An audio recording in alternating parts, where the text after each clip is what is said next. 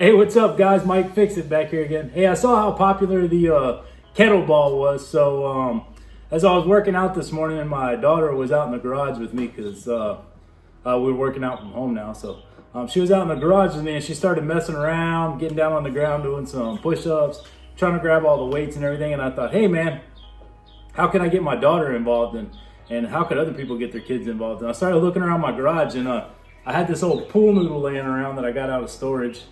And then I bought these old sprinkler parts for my sprinkler system, some old PVC and everything. So I'm gonna take these this PVC pipe, these couple of caps right here, and an old pool noodle, and I'm gonna turn it into a baby training dumbbell. So you can see here what I've got. I got PVC. This is 1 inch what I had laying around. It doesn't quite fit in this pool noodle. It's a little bit loose. So what I'm going to do is take some tape, any kind of tape, doesn't really matter, and wrap it around here to thicken up the diameter of this pipe so that this won't slide around. And then as you can see here, that these caps fit pretty good and pretty tight on there, so that'll keep the pool noodle from sliding off the end. So real easy here. I'm going to do. I just judged about 3 inches, so I'm going to take 3 inches, measure it out, mark it on my pool noodle. 6 inches here, so I have to measure it in. And I'm going to take my hacksaw. You could probably do this with a razor knife or anything else. And I'm just going to cut down as straight as I can. That's it. I'm just going to cut through it just like butter. And then I have that's going to be my training weight. And then, thanks baby for marking that up for me. Appreciate that.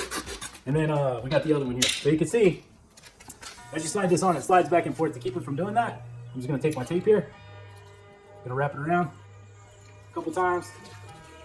Whatever tape you got laying around. Wrap it up on there pretty good to thicken up the circumference, like I said.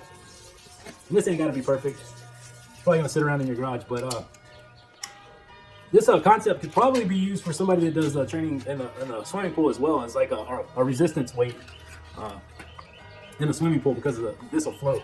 And then you'll put this on here to waterproof it. Obviously, you'd have to use a different type of tape or something. But anyway, just push that cap on there, pull that weight back on there, and you got one weight. Do the other side. Wrap it up pretty good. I'm not even counting how many wraps. If you put the weight on there and it's still loose, just take it back off and put some more tape on there. It's pretty simple.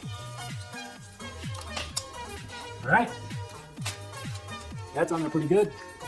Take my cap, stick it on there as good as I can. All right. We're almost ready to test this out if I can get my my assistant here to cooperate.